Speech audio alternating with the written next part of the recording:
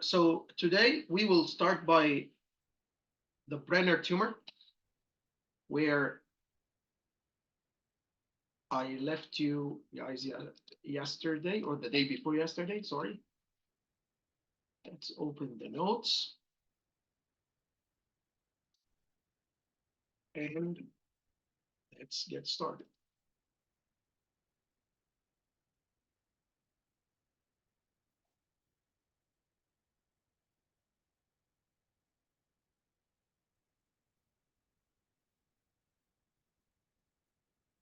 So we are starting today by a very easy entity, extremely easy.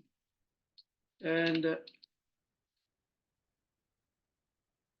everyone know about it, which is the Brenner tumor.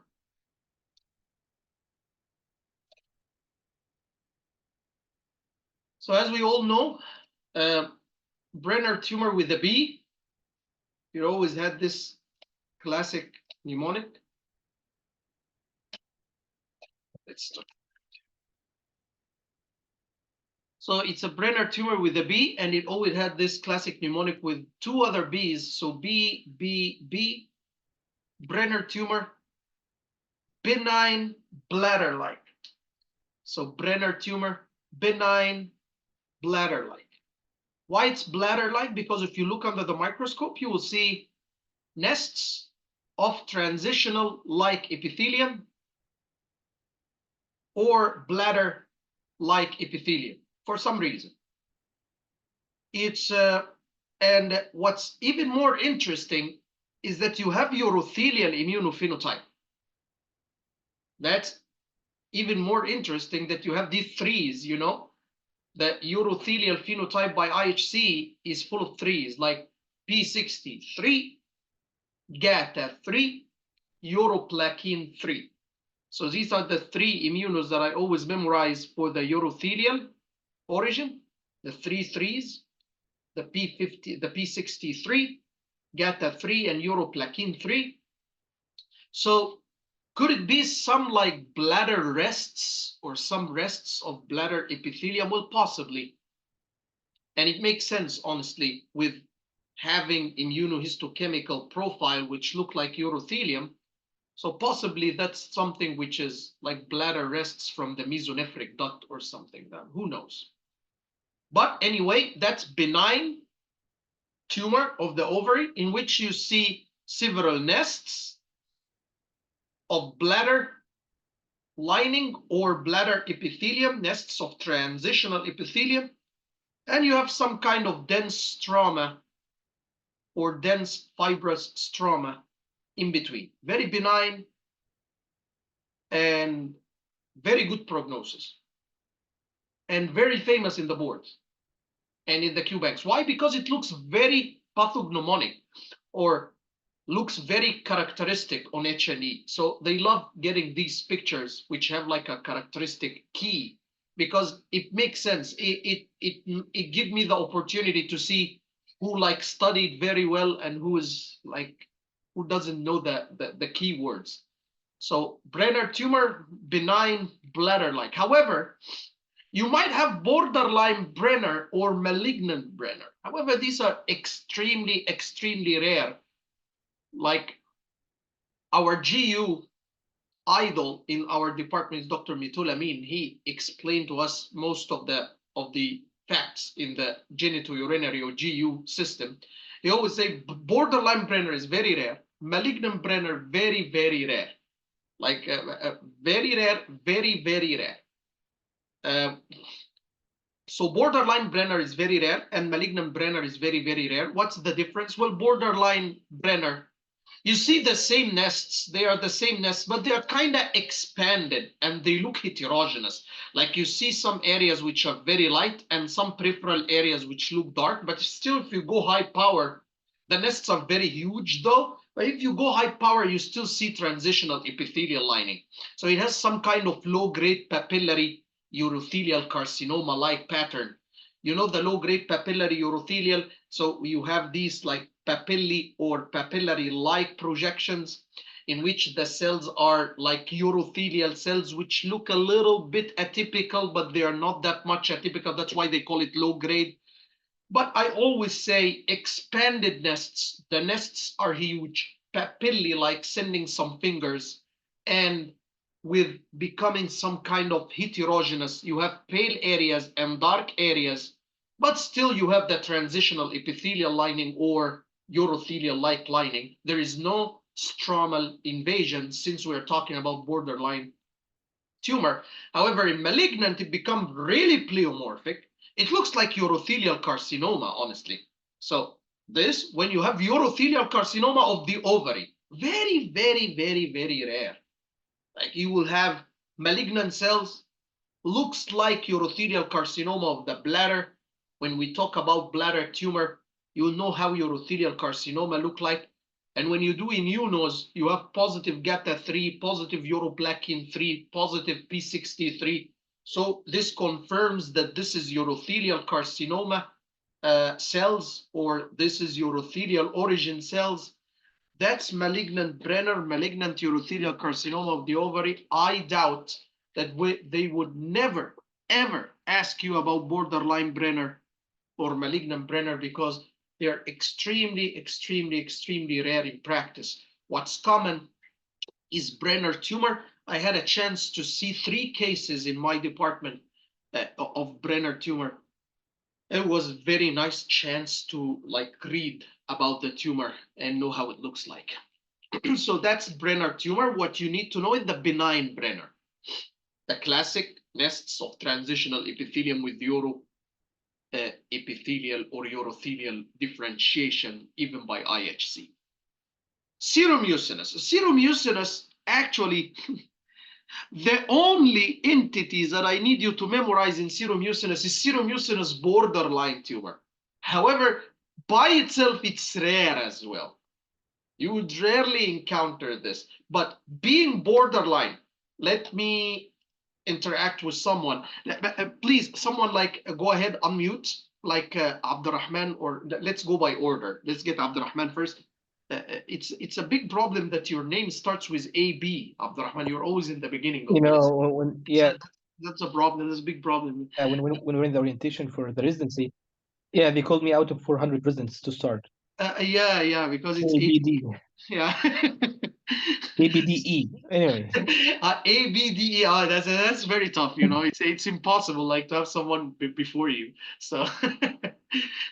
So, being borderline, do you remember from yesterday? What are the golden rules for any borderline tumor, or the day before yesterday? We said that the borderline tumor, how atypical the cells are. Are they extremely atypical, moderately atypical, not atypical, or mildly atypical? yeah, just moderately somehow. So it's somehow atypical. What's the characteristic pattern that you always see in borderline tumors? Papillary. Yes, papillary, tree-like, branching, these kind of things. Fronds. So, yeah, fronds, yeah, papillary, fronds, tree-like, these kind of things. So the same thing applies here. And since we are here talking about seromucinous borderline tumor, so what kind of cells you will see? I mean, it should be serous and mucinous. So you see both. So I see both. I see some serous cells right here. See that? This is a serous cell. And I see some vacuoles of mucin in some cells, like here, like right there. Like some cells have some vacuolations and some like mucin in the cytoplasm. But always in seromucinous, you see they put serous in the beginning, Abdurrahman. See, they put seromucinous. Seromucinous means serous is more, serous cells are more than mucinous cells. So it makes some sense. So you will see that most of the cells are serous, actually. If you see like this field, is mostly serous, but you have some rare mucinous cells in between, and that's why they call it seromucinous. So, being borderline tumor, Abdurrahman, do you think there will be any stromal invasion? No. No. If any, it's going to be micro invasion. You remember that? The micro invasion, which is less than 0.5, I remember, centimeter. I believe so. I don't really, I'm bad with numbers. But that's it for the seromucinous tumor. So it's self-explanatory. If you have like the concepts, or you have the principles laid down, you'll be able to describe it very easily. So it's serous plus mucinous cells, abundantly serous, moderately atypical. Since it's a borderline, so you will see the complex papillary growth and the hierarchical or like tree-like papillary growth, fronds, these kind of things. And characteristically, you sometimes see some neutrophilic inflammation in this tumor for some reason, acute inflammation, as you see here. These nests of neutrophils infiltrating the tumor here. However, no stromal invasion. Please remember this. Where can I find this? I think it's going to be somewhere. Yeah, non-invasive here. So non-invasive proliferative epithelial tumor containing at least two types of epithelium, most often serous and mucinous. The mucinous cells look like endocervical lining. Well, that's fine. Sometimes if you see other cell types in this tumor, like if you see clear cells or you see endometrioid-like cells, you might call it Mullerian borderline tumor, but please don't overthink. Don't even think about it. Just seromucinous and that's it. You see the papillary growth tree-like fronds. Sometimes it's in peritoneal implants. And let me ask a question to Abdurrahman again, since he started the seromucinous. Abdurrahman, even if it sends peritoneal implant, does it qualify as invasive carcinoma? No. No. Even with peritoneal implant, it does not qualify as invasive carcinoma. To qualify as invasive carcinoma, you need to have stromal or ovarian stromal invasion. That's the only thing which classified as a malignant or a frank carcinoma. Okay. What is the difference between seromucinous and serous borderline tumor? Well, aside from the histology, of course, in seromucinous, you see some mucinous cells, but in serous, you wouldn't see any mucinous cells. It's purely serous. However, seromucinous is shown to be more associated with endometriosis for some reason. Well, could be a question. Well, he underlined it, and sometimes I stick to the underlined sentences because he's talented in just underlining and bolding the statements which are really to the point. The prognosis here is good, still good, because it's not invasive. And see seromucinous carcinoma, he wrote it in gray. He wanted this entity to fade away or fade out so that you never even ever think about it. See, he's say it's nearly an obsolete diagnosis that's no longer used. You never see that. You never see it in practice. What's mesonephric-like carcinoma? We took that before in the endometrium, right? In the endometrium, we talked about mesonephric-like carcinoma. If somebody remember mesonephric-like carcinoma, and we talked about it even in the cervix. You remember this mesonephric duct remnants that was there in the lateral part of the cervix, away from the endocervix towards the ectocervix in the cervical stroma. There's some remnants of mesonephric ducts, and sometimes these remnants, you have carcinoma coming out of it. So this carcinoma is usually a classic adenocarcinoma, which looks like endometrium. It looks like endometrioid. But the key difference, that's what I always lay down at the concept for mesonephric-like adenocarcinoma. Although it's not very high yield, it's not boardable, you won't see it a lot in the Q banks. So I believe it won't come in the boards. However, if you want to have a concept laid down for mesonephric-like adenocarcinoma, you say endometrioid adenocarcinoma, which is ER negative. So it looks morphologically and on H&E, it looks like endometrioid adenocarcinoma, typical. See, like, can anybody, let's go by order. Alia, do you remember the description for the endometrioid? Can you like remember any of the facts that we used to describe endometrioid adenocarcinoma, or anybody can jump in to help Alia since she didn't start her residency yet, so I don't want to stress on her. I don't want to put a lot of stress on her. So yeah, Muhammad volunteered to help. It's like pseudostratified, right? Epithelium. Yeah, pseudostratified, and it's actually not only pseudostratified, it's malignant lining. Malignant, so yeah, malignant lining, you'll see prominent nucleoli and this kind of thing. But what was the key in endometrioid adenocarcinoma, if you remember? The glands were? Fused, effusion, yeah, like back fused to together. back. Back, It's like back-to-back glands with no intervening stroma. stroma, That's the two keywords. Back-to-back glands with no intervening stroma, and the glands are lined by malignant cells or cells showing features of malignancy like nuclear pleomorphism, high NC ratio, prominent nucleoli, blah, blah, blah. However, look here, look at this image. It's the same description, nearly the same. Like as if you are seeing endometrioid adenocarcinoma. So what you do to confirm by immunos, well, is this endometrioid carcinoma of the ovary? Let's do ER, PR, maybe P53, P16 in case it's serous, in case it's serous carcinoma, and then you will be shocked that all the stains are negative.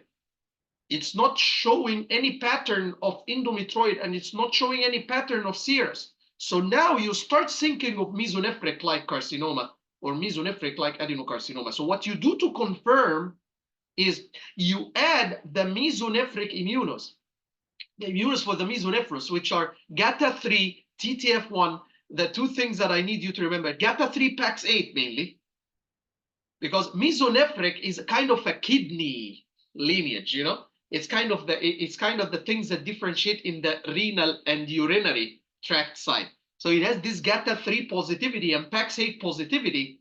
Oh, okay, I see. So PAX8, GATA3 positive, endometrioid-like, so it makes sense. That's mesonephric-like adenocarcinoma. It shows somehow KRAS mutation. See, he decided to put that in a red box or a red rectangle. See, consider this diagnosis if you ever have something that look like endometrioid but is ER negative. That's for your practice. That's very important. Okay, now the undifferentiated and the dedifferentiated carcinoma. Also, we took the exact same thing in the endometrium. If somebody can jump in and remember, let me ask two questions. And the two questions, the answer you have. So you are more than welcome to have an open book discussion with me. So it's very easy. What is the difference between undifferentiated and dedifferentiated? Can anybody tell me? I don't really remember, but I guess existing in one area, like well differentiated and fully differentiated, this makes it dedifferentiated. Again, it's kind of hazy for me, that description, but Muhammad also was planning to jump in. Do you have anything to add, Muhammad? I was gonna add similar to his statement. It's like Similar to, so maybe you have your endometrium, your epithelial, and suddenly that you see in another area that epithelial is completely gone and replaced to something else. Oh, something okay. like So that. that's what Abdurrahman means. So Abdurrahman, you mean you have a well differentiated tumor. Yeah, that's what you said actually, but I didn't like comprehend very well. So it's like you have well differentiated tumor and then suddenly it dedifferentiates. That's the dedifferentiated carcinoma. But if you have only undifferentiated pattern and you don't see any well differentiated carcinoma around, that's undifferentiated from the beginning. So that's undifferentiated and that's dedifferentiated. The third question that you need to memorize is always dedifferentiated, undifferentiated carcinoma show the SMARC A and SMARC B, which is the SNF protein mutation. Please remember this. SMARC A, SMARC B mutation, and which are the SNF protein. I think these are the splicio, that something that shares in DNA splicing, or the spliceosomes and these kind of things. I don't really memorize, but it's SMARC A, SMARC B mutation. This is always there in any undifferentiated or dedifferentiated carcinoma, so make sure you remember it. The undifferentiated carcinoma looks like high-grade cells, poorly cohesive. Remember this. You remember when we said lymphoma-like, it's poorly cohesive like a lymphoma. It doesn't have any pattern, and you see very aggressive-looking cells, very malignant-looking cells. That's dedifferentiated or undifferentiated carcinoma. SMARC A, SMARC B, remember these two things. They always ask this in the questions. So see, monotonous, discohesive, round cells with very, very, very undifferentiated or high-grade looking cells. So that's it for the undifferentiated or dedifferentiated tumors. So now we are done with epithelial tumors. That's it. It's enough. So we took Brenner. Remember, we took Brenner tumor, and then we took the undifferentiated, dedifferentiated, and we took also the seromucinous and the mesonephric-like adenocarcinoma. Okay? So thumbs up before we start the sex cord stromal tumor. So now we have sex cord tumor or the stromal tumor. Remember our classification. If we go back. So we are done now with the epithelial or surface tumors. Now we need to cover the tumors coming from the germ cells or from the ova and the germ cells, and the tumors which are coming out from the stroma or the connective tissue in the ovary. That's the sex cord stromal tumor. Let's go back. So in the stroma, you have collagen, fibrous tissue. And you have also the stromal epithelial cells, which always support the follicles. Remember these cells which support the graphium follicle, you have the graphium follicle which has the egg or the ovum, and then the ovum is always surrounded by these granulosa cells. And then after the granulosa cells, it's surrounded by the connective tissue surrounding the follicles, which have two layers of theca cells. If you remember, there is theca interna and theca externa, if you remember the histology. That are the layers of the graphium follicle, that are the key layers of the graphium follicle. So if you memorize that the theca cells are the key cells which belong to the ovarian stroma, and you have also the collagen and fibrous tissue. So this makes sense that you might have fibroma, thecoma, or fibrothecoma, which is a mix of both. They believe that the three entities are actually existing on the same continuum. They are the exact same tumor, but with different patterns. Or it's a fibroma that progress and become fibrothecoma, and then the theca cells take over and it becomes thecoma. So it starts with the fibroma, and then the collagen and the fibrous component decrease and the theca cell component increase, so it becomes fibrothecoma, and then the theca component increase very much to the point that it's taking over the whole field, and the fibrous component declines significantly. That's called thecoma. So fibroma, then fibrothecoma, then thecoma. And that's what I'm saying here. See, in the fibroma part, you have only some spindle, fascicles, plus collagen. So see the red, pink, or the pink collagen here? She's in fascicles like these ones. And you have the spindle cells, which are fibroblast-like, which lay down this collagen, and that's it. So spindle cells plus fascicles of collagen, that's it. That's only what you see, that's fibroma.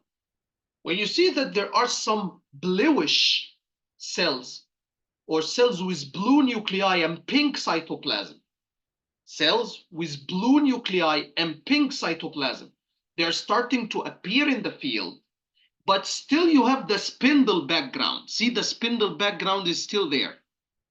Like right there, for example, like in this area, in this field, you still have these pink fascicles and the spindle cells in the background. But you have these cells that start to appear, like this group of cells, that's blue nuclei. And if you go high power, they have pink cytoplasm. See, another group here, another group there. So it's starting to appear. That's a mix. That's fibrothecoma, because the collagen here decreased and the cells, the theca cells started to increase. That's why we call it fibrothecoma. And then the theca cells take over. The collagen is completely gone. The spindle component is completely gone.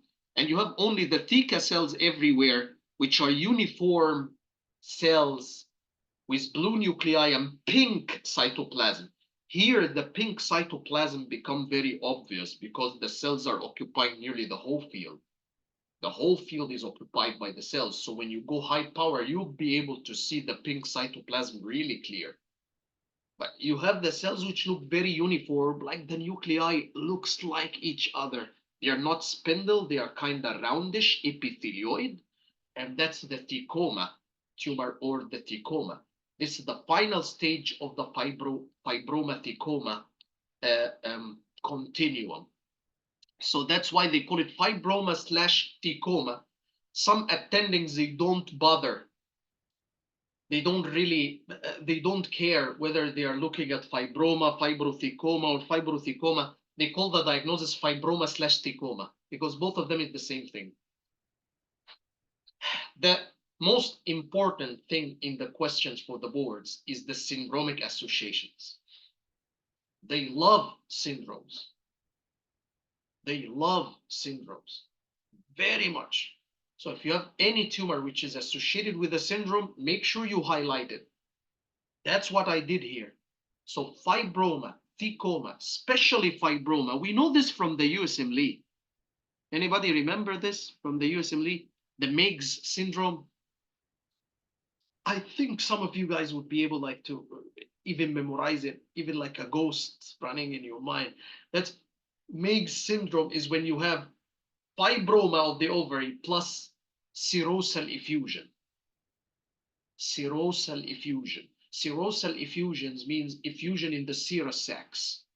Pleural effusion and peritoneal effusion. Peritoneal effusion is called ascites. So you have fibroma plus ascites plus pleural effusion. It's very rare, but very boardable. They love syndromes. Another syndrome is when you have bilateral multiple fibromas. Bilateral multiple fibromas. That could be a part of Gorlin syndrome. Gorlin syndrome is called nevoid basal cell carcinoma syndrome because it not only includes multiple bilateral fibromas of the ovary, it leads also to high risk of having skin, basal cell carcinoma, and nevi, skin nevi. So nevoid basal cell carcinoma syndrome with bilateral multiple fibromas. So we have two syndromes associated with fibroma. Meigs syndrome, the most famous one, they love it in the questions. And the other one, they don't get it that much. It's multiple bilateral fibromas, which is the Gorlin syndrome. Okay? Thecoma, by the way, is the end stage of the fibroma thecoma sequence. And what characterizes it is that these cells might produce estrogen. So it might lead to symptoms of hyperestrogenism, which is anovulation and dysfunctional uterine bleeding. Anybody know what are the results of having high estrogen on the endometrium? High estrogen on the endometrium. You start having what? Endometrial hyperplasia. Okay. But you started from the end, Abdurrahman. So start from the beginning. So proliferative endometrium first, right? Oh, secretory and then endometrial hyperplasia. No, secretory is not. Secretory is progesterone. Yes. So okay. yeah. Remember, there's one that's no atypia or something like that. Yeah, proliferative endometrium. Then disordered proliferative endometrium. Yeah, disorder. and then endometrial hyperplasia, and then endometrioid adenocarcinoma, right? That's all related to increased estrogen. Also, another tumor which is related to increased estrogen is clear cell for some reason. So clear cell and endometrioid. So both of them are related to hyperestrogenism. So anything that produces estrogen, the patient is at risk of the same changes in the endometrium. He might ask you a question, or they might ask you a question about this, so that they make sure that you know both. You know endometrium and you know the ovary. Sclerosing stromal tumor, I won't even bother to read that in the ovary. I'm sorry. Forget about it. This one. Oh my God. We had a question in the RISE, I believe. In the RISE this year, we had a question about this SCTAT, the sex cord tumor with annular tubules. I would just have excuse me, I would say a word in Arabic. It's saktat, you know. Sukut in Arabic means silence. So Abdurrahman, you know, it's the plural of A Sahla. lot of silence. Yeah, a lot of silence. It's like a It lot of goes, silence. you know, it goes as like a lecture at 10 p.m. A lot of silence. That's true. So it's like this. If you translate it in Arabic, it means a lot of silence. Like Abdurrahman, he's good translator. I'm like kind of. This is SCTAT tumor. The only question they ask, yeah, they ask about this entity because it looks very striking. It looks very pathognomonic on H&E. So it's well circumscribed tumor, which has some red tubules, and the lining of the tubules is columnar, kind of columnar lining, or kind of elongated nuclei in the lining cells. So I always say the red tubules with columnar lining, the red tubules with columnar lining. These red things is hyaline basement membrane-like material from these columnar cells. These columnar cells are resting on this kind of hyaline basement membrane-like material.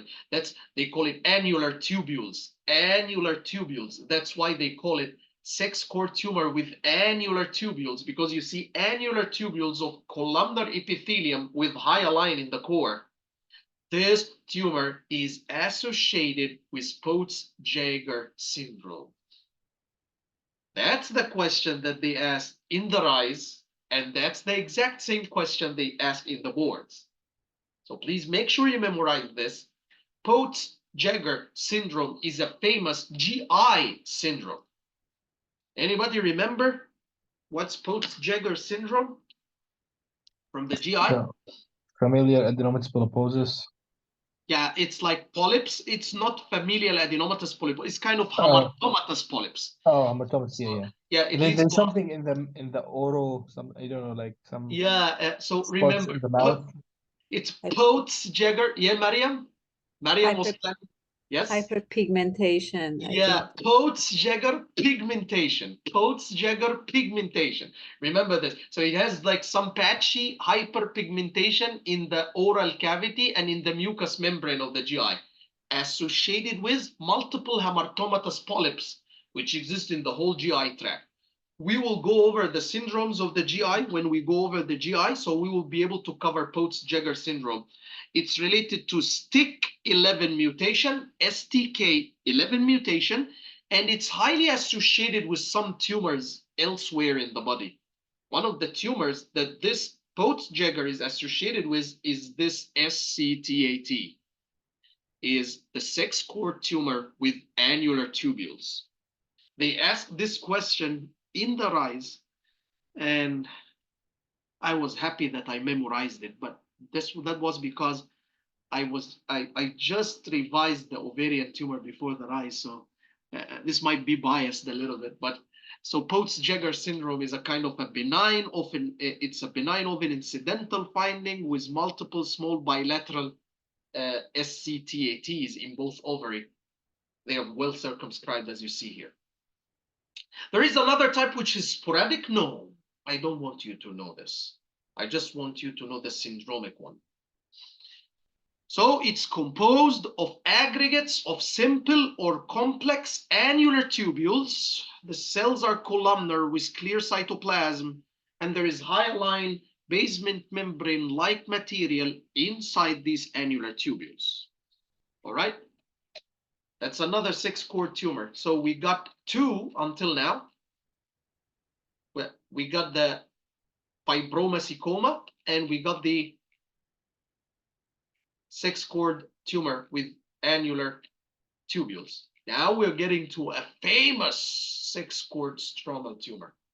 Very important tumor, the granulosa cell tumor. The granulosa cell tumor, very extremely abused in QBanks. It's like very boardable. I believe I'll get a question on this. I think so. 3-star diagnosis because of the characteristic looking of the H&E. And not only diagnosis, they give you a lot of shots in the keywords inside the granulosa cell tumor. As you see here, they ask about this FOXL2 point mutation. They ask about the tumor secretes estrogen, so it's associated with hyperestrogenism and the estrogen effect on the endometrium, like it's associated with postmenopausal bleeding, it's associated with endometrial hyperplasia, endometrial intraepithelial neoplasia, and endometrioid adenocarcinoma, these kind of things. So they ask about all these entities. Let me just open the door for the cat because she needs to go outside. So let me open the door for her. Sorry.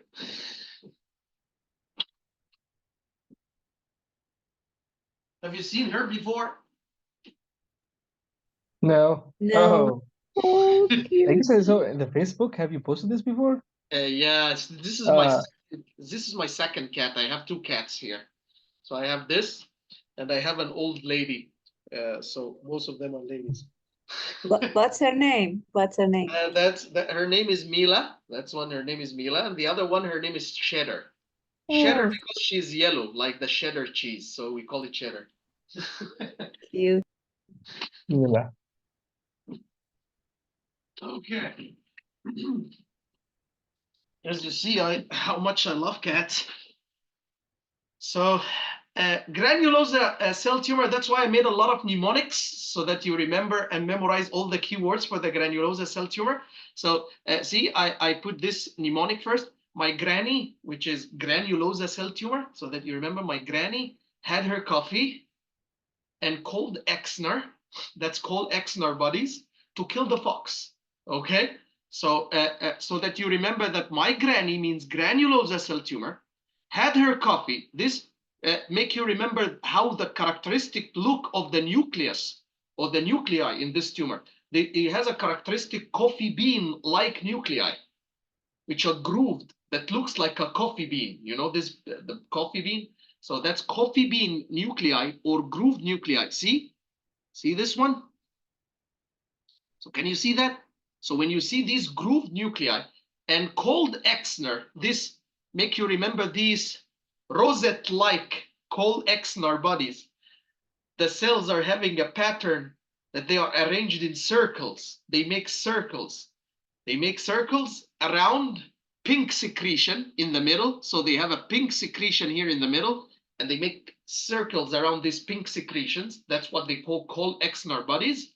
So that's called Exner to kill the fox. Of course, fox means the fox L2 point mutation. Okay, so these are the key words that you need to remember. So you need to Muhammad, remember. Yes. you might add to this, Demonic, if you would like, Yes, while the kids are acting and playing. While the kids are acting in a plague. What's And playing. So juvenile is Act 1 mutation. Oh, okay. Act 1, you mean? Yeah. AKT1. Yeah, AKT, act. Oh, okay. I see. So while The kids are acting. I mean, you don't have to add playing, but just like while the kids are are acting. acting for Act 1. You mean Yeah. AKT1. This is the juvenile granulosa cell tumor, right? Yeah. Yep. Okay, so that's even better. So see, it's the most common sex cord stromal tumor, and that's why it's the most important in the boards. It happened in the middle-aged females, secretes estrogen. You must memorize that. Granulosa cells are actually estrogen producing. We all know this. So definitely the tumor would secrete estrogen. This will lead to menorrhagia, postmenopausal bleeding, endometrial intraepithelial neoplasia, hyperplasia, endometrioid adenocarcinoma, blah, blah, blah. Has grooved nuclei. The cells have grooved nuclei, and they make these cold Exner bodies around some kind of pink eosinophilic secretion in the middle, with the cells making circles around it. And they have the characteristic FOX L2 point mutation. And there is a variant of this granulosa cell tumor, which is, I believe, less important because I didn't see it in the questions. I always see the classic one. That's the juvenile granulosa cell tumor. And as Abdurrahman said, it shows AKT mutation. So the kids are acting, but it doesn't show these grooves, and it doesn't show the fox. And that's why I always say these are kids. So kids would not drink coffee. So it'd be no grooves, and they would never kill the fox. So no fox. So they will not drink coffee and they won't kill the fox. So no FOXL2 and there is no coffee bean nuclei. However, they look like thyroid for some reason. The pink secretions expand and it gets scalloped at the periphery with the cells surrounding that make it look like a kind of thyroid follicle for some reason. That's why I always say the young thyroid, the juvenile granulosa cell tumor, it looks like thyroid follicles, and it has AKT2, no FOX, no grooves. Well, less important than knowing that the granulosa cell tumor, the adult type. So remember the mnemonic? My granny had her coffee and called Exner to kill the fox while the kids are acting. Okay. So that's the mnemonic that we came out with. Leydig cell tumor, important, but in the testis, not here. So it's important, but in the testis, not in the ovary. However, if you go over testicular tumors, you would remember that the key or the characteristic histological finding in Leydig cell tumor is having these Ranke's crystals, these red rods,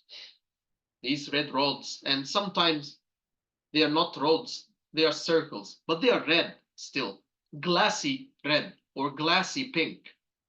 Inside some cells which are relatively uniformly circular. The cells are circular most of the time, but they have very, very, very prominent nucleolus for some reason.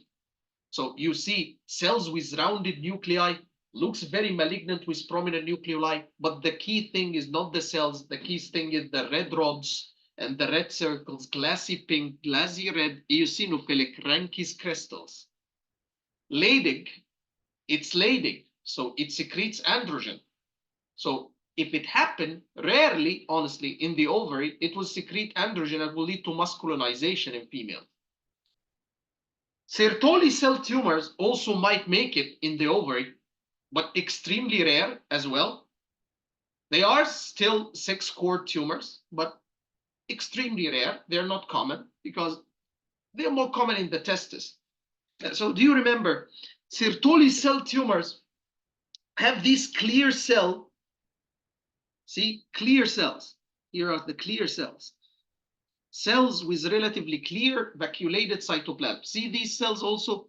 You have still clear areas. Clear areas, clear cells, cells which look clear. They might be arranged in nests. They might be arranged haphazardly. But the key thing is that you don't see any single lymphocyte in the field. Look for any single lymphocyte in the field. You won't see a single lymphocyte. There is not even a single one. Why? If you see lymphocytes, what it would become if we are in the testis, we're not in the ovary. If we are in the testis and you see clear cells with lymphocytes, what? Seminoma. Seminoma. Seminoma, no way. This is not Sertoli cell. That's seminoma. Seminoma always have a lot of tumor lymphocytes or tumor infiltrating lymphocytes, which exist here in the septi between the cell nests and sometimes inside the cells itself or in between the cells themselves. But here in the Sertoli cell tumor, you will still have the clear cells and you still see them in nests and irregularly arranged, but you would never see a single lymphocyte in the field. It happened in the ovary, yes, very rare, in young ladies, unilateral, and it can produce estrogen, by the way, the Sertoli cell tumor of the ovary, not of the testis. I've never seen that in the testis, honestly. Either are saying cells with eosinophilic to pale cytoplasm. No, it's pale, please. Pale, clearish, kind of clear cytoplasm, and no lymphocytes. Remember that. So that's Sertoli cell. I would forget about this one and forget about that one in the ovary. However, I would rather do them in the testis. Same thing, Sertoli Leydig cell tumor mix. You might have some Leydig cells mixed with Sertoli cells. So see, what you see here is the clear cells, the cells with clearish cytoplasm, no lymphocytes in the field. That's a Sertoli cell tumor area.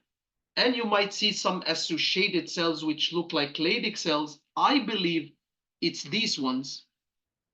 See this? Thumbs up. See? You see this Ranke crystal? So can you see this Ranke crystal on the side? So yeah, so you have a Leydig cell component and you have a Sertoli cell component. So I see the Ranke crystal, rounded cells, rounded malignant nuclei showing very prominent nucleoli, and the glassy pink Ranke's crystals. And then I see another area with clear cells, in nests, some fibrous septi, but there is no lymphocytes. I can't see any lymphocytes, no abundant lymphocytes in the tumor. So this means that we are dealing with a mix of Sertoli and Leydig cell tumor. This is very classic in the testes. They ask about this mutation, which is very, very, very prominent or very common in this mixed Sertoli Leydig cell tumor, the Dicer mutation. The Dicer 1 mutation. And I always say these are two tumors diced together, like when you cut the vegetables or in small pieces and mix them together. So that's the same thing. So I remember this by the two tumors are diced together. So that's Dicer mutation. So Dicer mutation in Sertoli Leydig cell tumor. This is important, but in the testis also not here. Okay.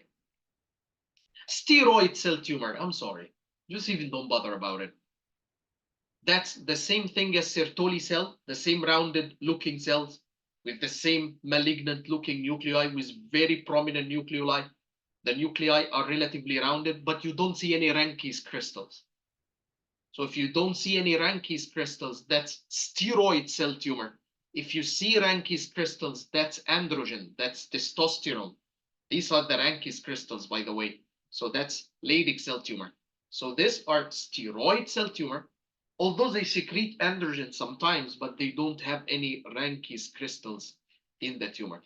But honestly, for me, to start in the first layer, like if I'm doing the first layer of studying for the ovary, I will fix on this.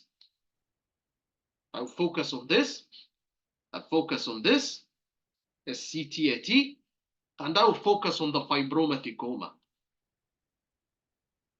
This is just to focus on the more important entities, and then I will go over Leydig cell tumor as a kind of revision, and I will do it in parallel with the testis. Like while I'm doing the Leydig cell tumor in the testis, I'll do it here and there. So that's like as if I'm like coordinating. Also Sertoli cell tumor, same thing. Sertoli Leydig cell mixed tumor and the Dicer mutation, same thing. You will see that it's repeating itself there. So that's what I would do.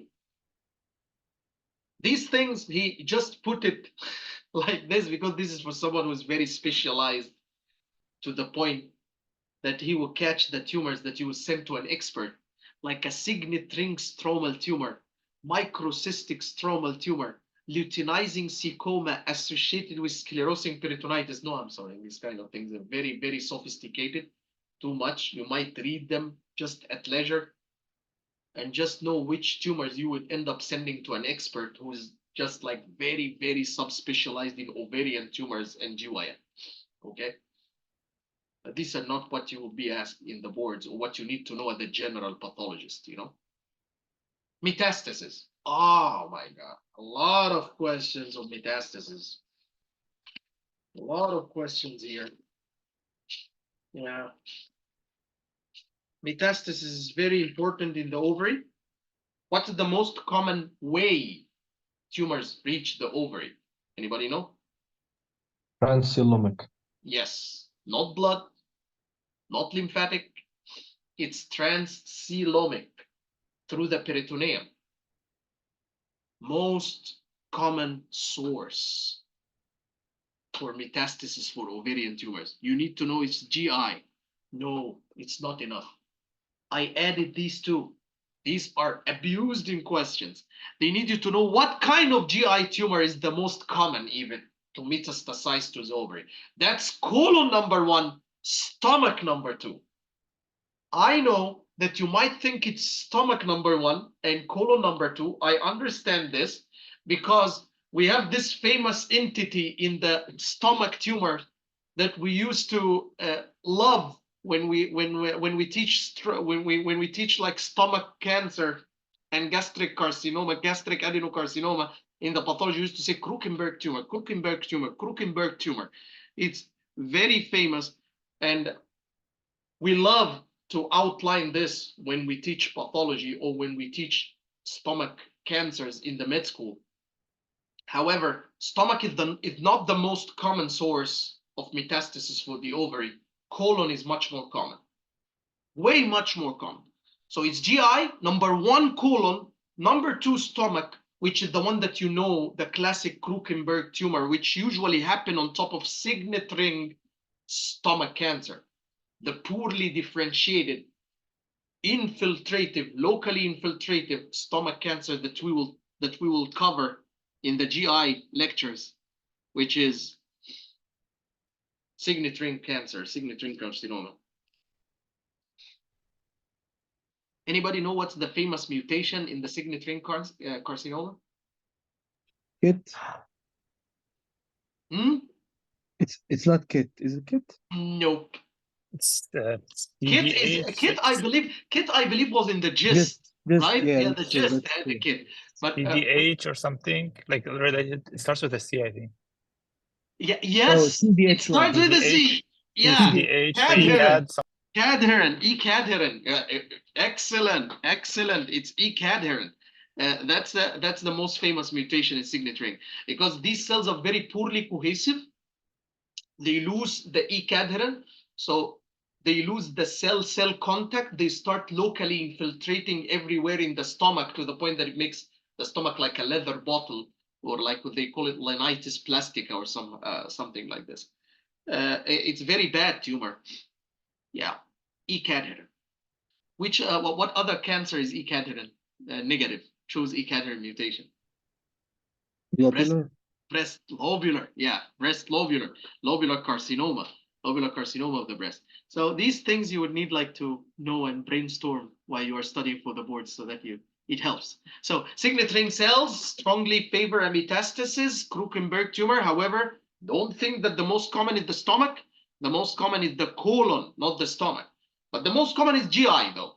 The second most common, you need also to know that the second most common is breast. Although breast is very far away, interestingly. So after GI, breast is the most common. And breast would never send transgenomic spread, by the way. It makes sense. I think a way to think of it is that because ovary is an estrogen organ, like, so breast is like, and ECAD is like related to estrogen, like, and breast is related to estrogen. So I think this is how it's like metastasizing. Yeah. And so it makes sense, like sex organs, you know? Yeah. Yeah, okay. So the second most common is the breast of the GI, okay? So we are already correlating with testicular tumors, but just before I leave the sex cord stromal tumor, before I leave them and take your thumbs up and go to the germ cell tumor, I want to ask a question, one last question. What is the classic IHC that you order for sex cord tumor in order to know that, to confirm that this tumor is the sex cord origin? It has like some immunos that you need to memorize. He always put them next to the title here, and I have a mnemonic for this. It's 6 cord. Sex cord, 6 cord. So S stands for SF1. Okay. I stands for inhibin. It's the inhibin, the one for Sertoli cell, because Sertoli cell secretes inhibin, you know, it secretes inhibin, which inhibit FSH and LH and inhibit the puberty. And X stands for Fox, FOXL2. Which one shows FOXL2 mutation? Which tumor? The granulosa. See, you remember it very easily. See, that's what mnemonics do. Mnemonics make magic. So C for the cords, C stands for calretinin. Calretinin. So SF1 inhibin, FOXL2, X for Fox, X for the Fox. So X for FOXL2, and then cord C is calretinin. So these are the 4 immunos to memorize for the sex cord tumor. Thumbs up for the sex cord stromal tumor, so that we go over the germ cell tumor. Okay, now germ cell tumors. germ cell tumors, definitely, you would never, ever find an opportunity to correlate between two organs like this moment. The sex cord tumors, they have some entities which is more towards the ovary, like granulosa cell tumor, theca cell tumors, because you don't have granulosa and theca cells in the testis, but you have them in the ovary. And some kind of common entities in both, in sex cord tumors, which include the Sertoli cell tumor, Leydig cell tumor, mixed Sertoli Leydig cell tumor. But here, germ cell tumor, they are identical, except for only one word. It's one word, which you remove a word and put another word. What is it? Seminoma. It's impossible to say a seminoma of the ovary. That's even like very bad. It looks really bad, like seminoma of the ovary. It doesn't make any sense. So they call it in the ovary dysgerminoma. Dysgerminoma is the seminoma of the ovary. Otherwise, everything is copy and paste. Everything is copy-paste from the testis. Yolk sac tumor, choriocarcinoma, embryonal carcinoma, teratoma, everything is exactly the same. So it's very important here to correlate with the testicular tumor. Some immunos, if you want to remember, if you want to memorize some immunos for the germ cell lineage, like you have the 6 cord for the sex cord tumor. For the germ cell lineage, we remember the c-KIT, which is, I believe, CD117. I think they are the same. However, Yeah, they are right? the same. Yeah. They're the same. So c-KIT and OCT. I don't remember. It's OCT8. I told you I'm bad in numbers, but it's OCT and SAL4. These are common for all the germ cell tumors. They are all positive for c-KIT, OCT8, SAL4. And sometimes there's some characteristic immuno for each one. Like dysgerminoma, you stain for LDH. Yolk sac tumor, you stain for alpha fetoprotein, you know. Embryonal, you stain for CD20. So that's one characteristic immuno, but there's common immunos. c-KIT, OCT8, SAL4. I don't have a mnemonic in English for that, but I have a mnemonic in Arabic. I'm more than welcome. I think people are starting to look for learning Arabic, Abdurrahman, you know. So now you have to translate. So this mnemonic is سكت أكتوبر يسالي. So so you remember سكت means Remain silent. yeah, so can you translate it? Oh, I don't know. Like, I remain silent. October. That's. I stayed silent, or I stayed stayed quiet silent. in October, dear Sally. Like you are talking to someone called Sally. So it's Siket is Siket. October means October, the month, and Sally is Sal4. So that are the three. That are the three characteristic immunos that you can memorize the germ cell tumor, the same pattern. Because some of you guys would say, "Oh my God, this guy is very knowledgeable. He remember all the immunos." No, it's just some mnemonics, man. It's not knowledge. So these are the germ cell tumors. So in the germ cell tumors, you have the dysgerminoma, embryonal carcinoma, yolk sac tumor, choriocarcinoma. And I love how he approached this, Dr. Schaber, the author of these notes. He always put this pentagon, so that you remember, you know, pentagon is just for you to remember that these are 5 tumors, you know.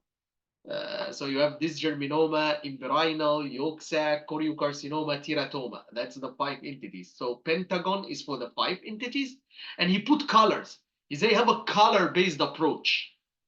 Like if it's white, clear, but clear with what? With Lymphocytes. with lymphocytes, yeah. So that's the seminoma / dysgerminoma. So you will have the large polygonal cells. They are very large, polygonal. The tumor, the nuclei look very irregular. and the cell look very irregular, polygonal, but it has the characteristic clear to eosinophilic cytoplasm, but all within the boards it come clear cells with some kind of fibrous septi showing lymphocytic infiltrate. That's very important. That's the most common germ cell tumor. So most common germ cell tumor is this germinoma. Most common sex cord stromal tumor is granulosa cell tumor. Remember these, okay? So this is the most common germ cell tumor.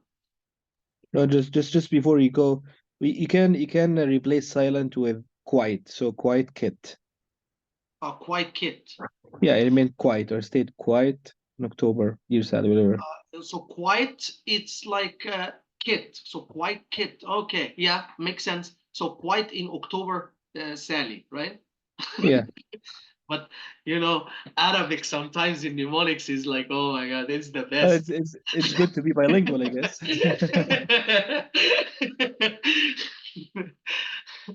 Oh my God, that's why always a lot of people might wonder how come the Egyptians and they can memorize a lot of that. That's because our language allow a lot of mnemonics, you know, so we can play around. Like when we come to lung cancers in the thorax, okay, I will tell you a mnemonic in Arabic also. It's like make you memorize the whole molecular of the lung cancers, like the molecular mutations for the lung cancer, which is very tough. It's heavily asked in the boards. So I will let you know about it when we get to the lung cancers. So okay, so this germinoma, you have the large clear cells with clear cytoplasm and lymphocytic infiltrate in the septi. I always say the D, in D, this germinoma, let you remember the LDH, which is the most important marker for the dysgerminoma and seminoma. So, but dysgerminoma is far more common. Not only dysgerminoma, but also embryonal. Please remember this, that embryonal carcinoma and dysgerminoma are the ones which are associated with isochromosome 12. If you go back to the testicular cancer lecture, I made an excellent table for the I outlined an excellent table for the isochromosome 12p. And I explained it very carefully. So you can go back to testicular tumors very easy. However, I need you to remember the pattern right now. Most common germ cell, clear cells, septi, lymphocytes. Okay, that's this germinoma, the seminoma analog. Embryonal, he made this purple colored pentagon. And it makes sense. I always identify embryonal by seeing this ampho or permanganate colored or purple colored cells. Please don't or do not rely on the pattern, because embryonal can come in a very broad range of patterns. See? Variable architecture, nests, sheets, glands, anything. However, make sure to get your eyes used to the color, how the color of the cells, what's the degree or the grade of color, and how pleomorphic the tumors, how pleomorphic the nuclei are. How much nuclear pleomorphism you see here? What do you think? Is it significant? Nuclear pleomorphism and the malignant changes? What do you think? It's pleomorphic. Yeah, it is very pleomorphic, extremely pleomorphic, with a lot of prominent nucleoli, a lot of nuclear pleomorphism, and very, very huge nuclei, high NC ratio, and the color of the cells is purple. And it always in the picture in the boards, it comes purple. But don't rely on, well, when I see this papillae like, so that's no. It might come papillae, might come solids, might come solid, might come sheets, it might come anyway. So it has a very, very variable architecture. So see, it's saying high grade, high grade, high grade, see, high grade large primitive cells with vesicular nuclei and prominent nucleoli. Very aggressive, but responsive to chemotherapy, which is the only hope the patient has. Purple pleomorphic, the purple pleomorphic cells, embryonal. CD20, by the way, CD20. Choriocarcinoma, the triad. See, he made a red pentagon here so that you memorize the hemorrhage. Hemorrhage is an essential component for any choriocarcinoma. Choriocarcinoma means a tumor that comes from? Placenta and gestation. Yes, placental tissue or placental cells, which include cytotrophoblasts, syncytial trophoblasts. So you need to see both. Cyto, syncytial, not enough. You need to see also hemorrhage, blood spill anywhere. So see, these are the syncytial trophoblasts, and these are the cytotrophoblasts. So we see cytotrophoblasts, syncytial trophoblasts, and you see hemorrhage. The triad, cyto, syncytial plus hemorrhage, that's choriocarcinoma of the ovary. The most common subtype of choriocarcinoma in the ovary is the non-gestational type. In contrast, in the endometrium, the most common type of choriocarcinoma is the gestational type, which come on top of a bad placenta or malignant placenta. So there was a placenta in place, and then malignancy came out from this placenta. It's more common in molar pregnancy, by the way, or hydatiform mole. We will cover this in placental section in pediatric pathology. So choriocarcinoma in the ovary, it's most likely non-gestational, and it has the characteristic elevated pregnancy hormone, placenta, pregnancy, makes sense, HCG. See, you need to see malignant cytotrophoblasts and syncytial trophoblasts with abundant hemorrhage and necrosis. Then the yolk sac tumor. Yolk sac tumor, he made like a pink pentagon, but oh no, I'd rather rely, well, it's pink, it looks pink, but what exactly looks pink is the Schiller-Duval bodies. How common is Schiller-Duval bodies in real practice? Not common, 50%. I don't know. It's not common. It's not common. There. Yeah, not Yeah, common it's not at all. common. Like Yeah. Dr. Mitulamin, our GU idol, he said, I saw it only once in my whole career, although I saw a lot of yolk sac tumor. So if you rely on Schiller-Duval in your real practice, I'm sorry, you are your IQ needs some kind of modification. He's saying like he said like Dr. Kleinman, we have another, say you will be an idiot. Like an idiot if you just rely on Schiller-Duval in your real practice. But if you rely it in the boards, if you rely on Schiller-Duval in the boards, you're a smart guy. Because in the boards, they always get the Schiller-Duval bodies in the picture. They always give you Schiller-Duval body in the picture because this is the only way to identify yolk sac tumor on H&E. That's the only pathognomonic or key finding on H&E in a yolk sac tumor. Otherwise, it's very pleomorphic tumor, very haphazardly arranged malignant cells that you would never, ever identify as yolk sac tumor except by immunos or by clinical correlation. Question, doctor. Yes. But you would see, I think, this extracellular membrane a lot. That's a good feature. Yes, the hyaline membrane, the hyaline membrane bodies. Yes, I agree. But the hyaline globules, see these ones here, the hyaline globules. Well, I agree, but Dr. Mitulamin said that like the yolk sac tumor usually come extremely pleomorphic, and honestly, just letting you know, if you unmute your mic, Mohammed, it's always like pre-diagnosed, honestly. What do you mean by pre-diagnosed? Because the patient will have elevated serum alpha-fetoprotein. They would say he has an ovarian mass with elevated alpha-fetoprotein. So we are highly suspicious that this is yolk sac tumor. So when you get the tumor, oh well, okay, submit some reports. And when it drops immediately, they know immediately. It's after like they take the testicle, they know this is like the yolk sac. Yeah. Exactly. And then you look at you look under the microscope. Well, I see Schiller-Duval. Well, you are lucky. That's definitely a yolk sac. You don't see any Schiller-Duval. You throw AFP stain. You throw alpha-fetoprotein stain. Well, okay, alpha-fetoprotein positive, that's yolk sac tumor, that's it. And you might also throw some of the classic immunos for the germ cell tumor, like c-Kit, OCT8, and SAL4.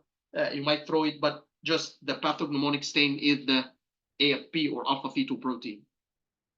So Schiller-Duval bodies, you need to remember this. What's Schiller-Duval bodies? It's just a hypocellular myxoid area surrounded by cells. Sometimes this hypocellular myxoid area surround the blood vessel. So sometimes you see blood vessel and then this hypocellular myxoid area, and then the tumor cells arranged around, like a pseudo-palisading that you see in GBM or some other tumors. Like it's as if the pseudo-palisading that you see, you might see it is even in ependymoma, I believe. Yeah, sometimes, yeah. However, the yolk sac tumor, you have these Schiller-Duval bodies, as you see here, alpha-fetoprotein, hyaline globules. I think the hyaline globules he's referring to these ones, possibly. But Schiller-Duval always come in the board. It always come in the picture for some reason. Teratoma, very, very, very, very important. A board classic for the ovary. Did you guys encounter any teratoma? In the brain. Teratoma in the brain? Oh, that's interesting. Yeah, and sometimes teratoma in the brain is part of. Unfortunately, it's part of germinoma, I believe. It's sometimes part of germinoma, and that's even more tough. But in the ovary, it's very common. Like I grossed nearly maybe 7 teratomas in my residency until now. We are very GYN heavy program. We have like a lot of GYN. I grossed one today. I saw some hair and keratin debris. Yeah, it's like 100%. hair, teeth. Yeah, hair, teeth, bone, these kind of things. It's the classic. It's very common. So teratoma, it's the classic. You have 2 types, mature and immature teratoma. Which one is benign? Which one is malignant? Mature is benign. Immature is malignant. Remember, malignant tumors are immature. They have immature behavior. They metastasize. They do strange things. So this immature. So that you remember that immature is the one that contain malignant component. Oh my God, this question. This question is repeating itself in all the Q banks for the boards. In all the board Q banks, they ask you, how do you assess the degree of immaturity in a teratoma? It's assessed by the amount of neuroectodermal differentiation that you see in the tumor. What's neuroectodermal differentiation? What's the meaning of neuroectoderm? Anybody know? What's neuroectoderm? The blue cells. Yes. Breast cells? Yeah, blue cells. Blue cells. See, you see these? You see this picture? Blue cells making rosettes. Which tumor you will see blue cells making rosettes and pseudo rosettes? Ependymoma. Well, ependymoma, yes. Glioma. Glioma. Yeah. Ependymoma, it's correct. It's not. This is not bad, but there is another tumor that has like rosettes and blue cells. Neuroblastoma. Neuroblastoma, yeah. Neuroblastoma, very, very important. Neuroblastoma. So it's kind of like blue cells making some rosettes like a neuroblastoma. It's neuroblastoma-like configuration, I always say, or neuroblastoma-like pattern. That's what neuroectoderm means.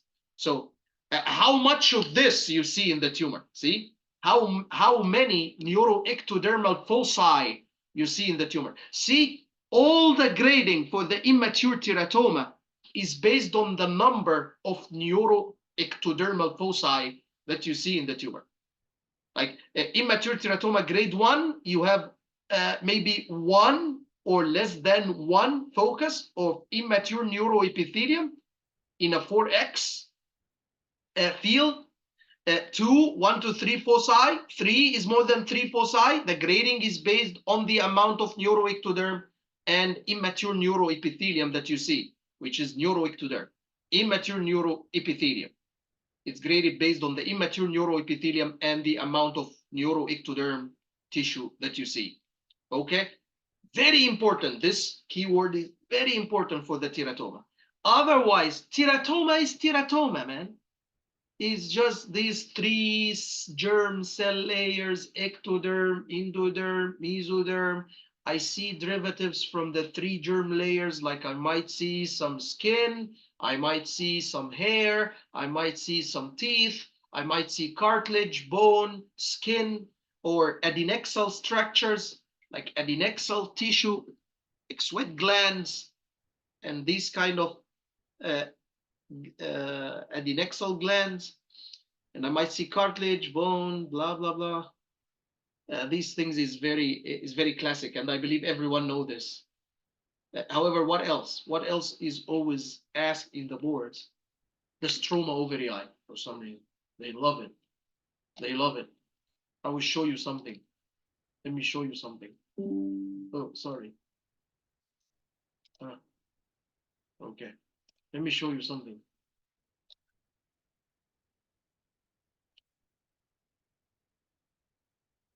We are over time today. Are you sleepy or not yet? I guess halfway. Well, we won't do any worksheets today, and I don't believe we'll have time to start fallopian tube, but I want to finish the ovary. So let me show you this.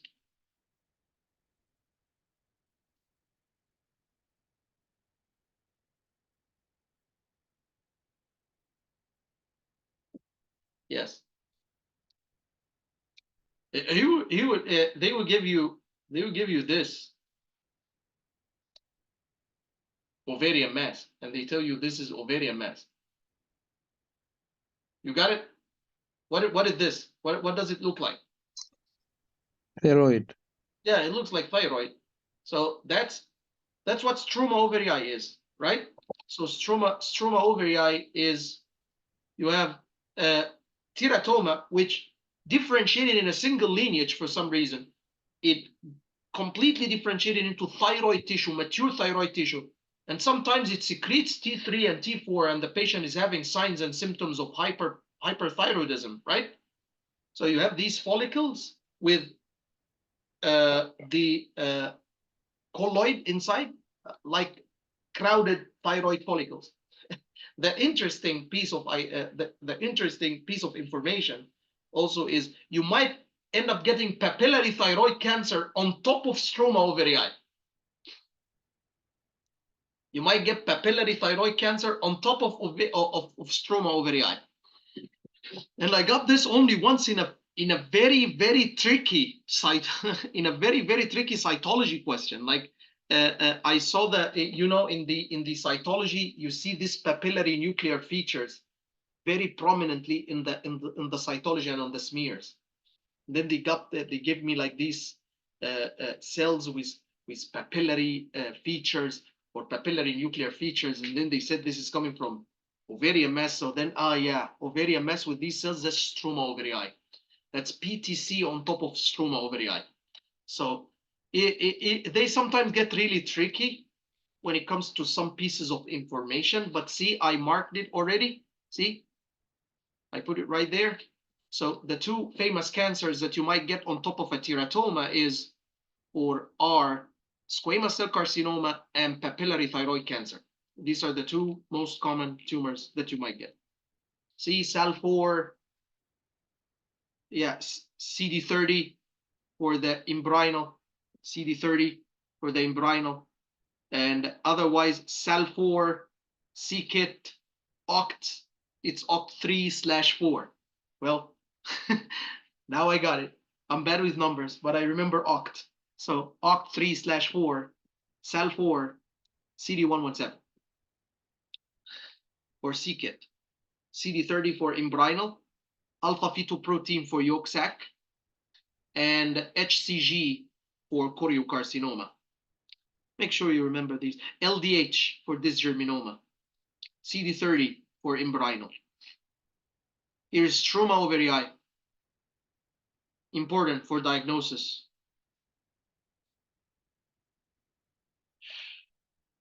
Okay.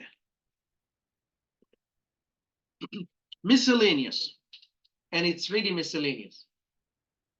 Don't even bother. Don't even bother. The small cell carcinoma of the ovary, very rare. However, it shows the classic small cell carcinoma features, which are, anybody can jump in? Or are the classic features for small cell carcinoma? Salt and pepper and small blue nuclei. So salt and pepper chromatin, not small blue, small cells, Not but blue. yeah, but Yeah. it's the nucleus is occupying most of the cell to the Yeah, point this it's very scant this cytoplasm. cohesive Yeah. Nope. molding. Molding. That's the opposite of this cohesive, right? Yeah, molding. Yeah. So it's blue cells with blue nuclei. The nuclei are very large to the point that they are occupying most of the cell, that you have a scant cytoplasm, and the cells itself are small. The nuclei are small, showing some salt and pepper chromatin. Well, here's a salt and pepper is not really obvious, but it has this kind of molding. So the same thing, I think, is the small cell carcinoma of the ovary, but then there is a hypercalcemic type because of paraneoplastic syndrome. You know, small cell carcinoma sometimes secrete some hormones, and the most famous one is the parathormone-related peptide. So it releases a peptide which look like parathormone. This parathormone-related peptides start acting like a parathormone and start lysing the bones and releasing the calcium. So it leads to bone resorption. It leads to hypercalcemia. That's hypercalcemic type. It's very aggressive. SMARC mutation. They asked this in Path Dojo, associated with SMARC A1 mutation. And he added it in these notes. It wasn't there in the previous version, and I added it by hand. I said Path Dojo associated with SMARC A4. This means that I think some contributors send him the extra facts and he starts adding it out. So it's good. So it's associated with SMARC mutation. So we have the dedifferentiated and undifferentiated carcinoma, and also the small cell carcinoma hypercalcemic type. Both of them are associated with SMARC A4. I would also get this gonadoblastoma. I got it in 2 Q banks. I'd rather know a little bit about it. What's gonadoblastoma? You see blast cells, very immature looking tumor. Extremely immature looking tumor. It's a blastic tumor. Blastic tumor means immature cells. An immature tumor. Blue cells, very pleomorphic, mix of cells. You see some clear cells, some cells which have like pinkish cytoplasm, a mix of immature, extremely pleomorphic cells. But here is the pathognomonic thing, and that's why I think they get pictures for this, is the flakes of calcification that you see floating around in this tumor. Extensive calcification. Extensive calcifications or extensive flakes of calcium floating in the tumor tissue, which look very, very immature, look very blastic, very aggressive. That's why blastoma is like neuroblastoma, gonadoblastoma, retinoblastoma. It's always like a very immature looking. See, a mix of immature 6 cord cells and germ cells. It's a mix from here and there. However, you have this characteristic calcification. He didn't even mention about the calcification here. I don't think so, but it's very pathognomonic to the point, see, that I printed one picture here and put it in the back of the notes for the gonadoblastoma. It was a question in Path Dojo, and I added that this calcification, you have clear blue cells and pink stroma, mix of cells, but there is characteristic flakes of calcification. So just add this, make sure you add it. But see, I already had a picture for you here in colors. So it's immature cells or immature mix of cells plus flakes of calcification in the tumor. This tumor is very, very, very highly associated with Turner syndrome, gonadal dysgenesis, the most common tumor that happen in young women with Turner syndrome, with this streak ovary or atrophic ovary that happen in Turner syndrome. Turner syndrome is the one with a missing X, right? The girl with a missing X, XO, X0, right? Thumbs up for ovarian tumors. We are done with ovarian tumors.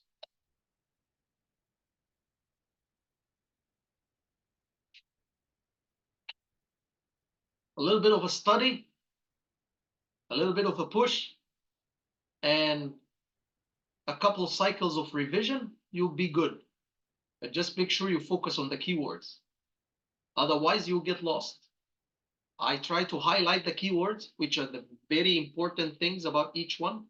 And I try to dive in deep and repeat it many times and try to make some associations with mnemonics so that it makes you easy to memorize these keywords. These keywords not only help you in the boards, but I swear it helps you as the general pathologist as well. And it helps you as the resident, right? Any questions?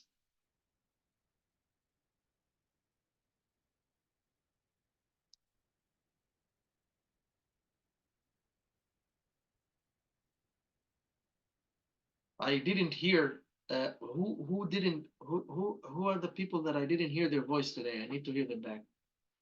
Hike, I didn't hear you today, but I think you jumped in one time, right?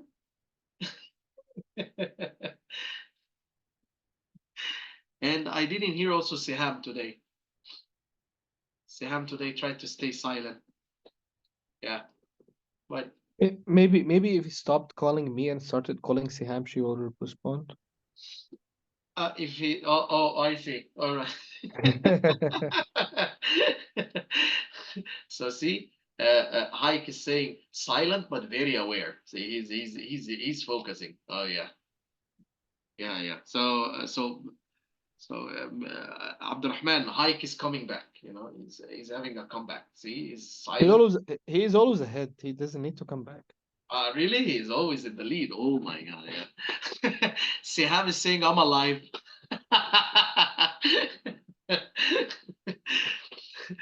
Okay, so it's nice having you on the live today and see you guys. Let's see, today is Wednesday. I'm on vacation, so I start losing the days. I'm sorry. So Wednesday, tomorrow is Thursday, which is, yeah, so I give tomorrow a lecture around 2 a.m. So no, we can definitely still have a session tomorrow. Maybe, you know what? Let's take a small session tomorrow and finish the fallopian tube so that we finish the GYN. I think, do we have any more in GYN that we need to go over? Let me check.